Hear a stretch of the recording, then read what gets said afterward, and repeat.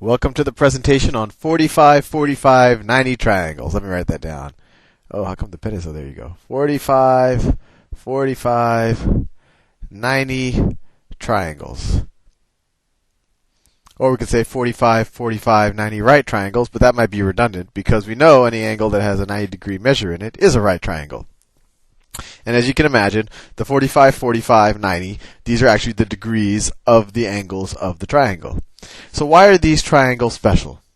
Well, if you saw the last presentation, I gave you a little theorem that told you that if two of a base angles of a triangle are equal, and it's, I guess, only a base angle if you draw it like this. You could draw it like this, in which case it's maybe not so obviously a base angle, but it would still be true. If these two angles are equal, then the sides that they don't share, so this side and this side in this example, or this side and this side in this example, then the two sides are going to be equal. So what's interesting about a 45, 45, 90 triangle is that it is a right triangle that has this property. And how do we know that it's the only right triangle that has this property? Well, you can imagine a world where I told you that, well, this is a right triangle. This is 90 degrees, so this is the hypotenuse, right? It's the side opposite the 90-degree angle. And if I were to tell you that these two angles are equal to each other, what do those two angles have to be? Well, if we call these two angles x, we know that the angles in a triangle add up to 180, so we'd say x plus, this is 90, plus 90 is equal to 180, or 2x plus 90 is equal to 180, or 2x is equal to 90, or x is equal to 45 degrees. So the only right triangle in which the other two angles are equal is a 45, 45, 90 triangle. So what's interesting about a 45, 45, 90 triangle? Well, other than what I just told you, let me redraw it. I'll redraw it like this. So we already know that this is 90 degrees. This is 45 degrees. This is 45 degrees. And based on what I had just told you, we also know that the sides that the 45-degree angles don't share are equal. So this side is equal to this side. And if we're viewing it from a Pythagorean theorem point of view, this tells us that the two sides that are not the hypotenuse are equal. So this is a hypotenuse. So let's call this side A and this side B. So we know that from the Pythagorean theorem, let's say that hypotenuse is equal to C. The Pythagorean theorem tells us that A squared plus B squared is equal to C squared, right? Excuse me.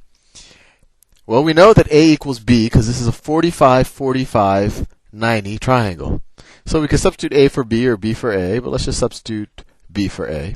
So we could say B squared plus B squared is equal to C squared, or 2B squared is equal to C squared, or B squared is equal to C squared over 2, or B is equal to the square root of C squared over 2, which is equal to C, because we just take the square root of the numerator and the square root of the denominator, C over the square root of 2.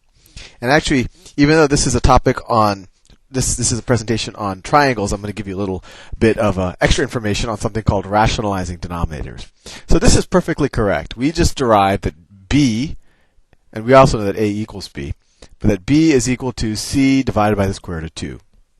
It turns out that in most of mathematics, and I never understood quite exactly why this was the case, people don't like square root of 2's in the denominator. Or in general, they don't like irrational numbers in the denominator. Irrational numbers are numbers that they have decimal places that never repeat and never end. So the way that they get rid of irrational numbers in the denominator is that you do something called rationalizing a denominator. And the way you rationalize a denominator, let's take our example right now. If we had C over the square root of 2, we just multiply both the numerator and the denominator by the same number, right? Because when you multiply something, numerator and the denominator by the same number, that's just like multiplying it by 1. Because square root of 2 over square root of 2 is 1. And as you see, the reason why we're doing this is because square root of 2 times the square root of 2, what's the square root of 2 times the square root of 2? Right, it's 2, right? We just said, I mean, something times something is 2. Well, the square root of 2 times the square root of 2, that's going to be 2. And then the numerator is c times the square root of 2. So notice, c times the square root of 2 over 2 is the same thing as c over the square root of 2. And this is important to realize because sometimes while you're taking a standardized test or you're doing a test in class, you might get an answer that looks like this. It has a square root of 2 or maybe even a square root of 3 or a square root of whatever in the denominator. And you might not see your answer, say if it's a multiple choice question. What you need to do in that case is rationalize the denominator. So multiply the numerator and the denominator by square root of 2 and you'll get, square root of 2 over 2. But anyway, back to the problem. So what did we learn? This is equal to b, right? So it turns out that b is equal to c times the square root of 2 over 2. So let me write that. So we know that a equals b, right? And that equals the square root of 2 over 2 times c. Yeah, you might want to memorize this, although you can always derive it if you use the Pythagorean theorem. And remember that the sides that aren't the hypotenuse in a 45, 45, 90 triangle are equal to each other. But this is very good to know because if say you're taking the SAT and you need to solve a problem really fast, and if you have this memorized, and someone gives you the hypotenuse, you can figure out one of the sides very fast, or if someone gives you one of the sides, you can figure out the hypotenuse very fast.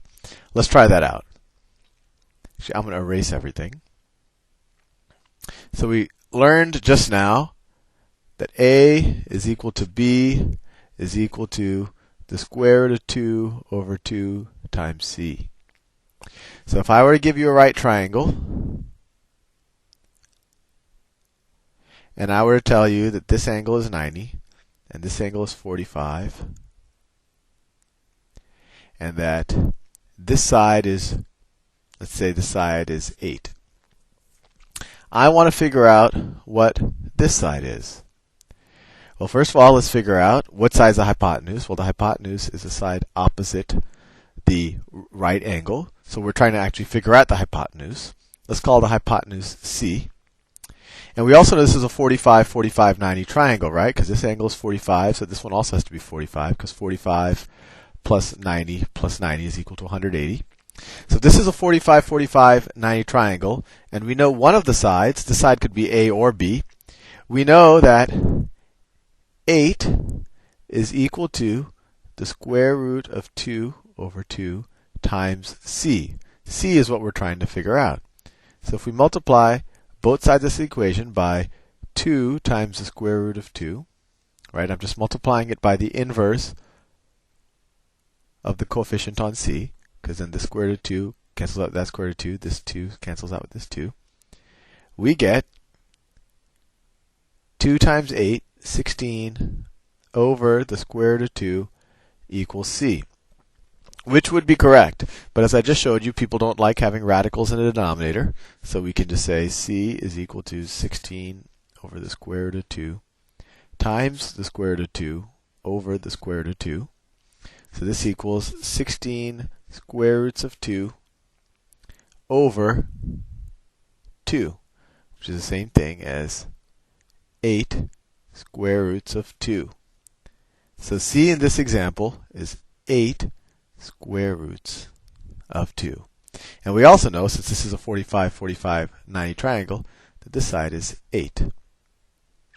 Hope that makes sense. In the next presentation, I'm going to show you a different type of triangle. Actually, I might even start off with a couple of more examples of this, because I feel I might have rushed it a bit. But anyway, I'll see you soon in the next presentation.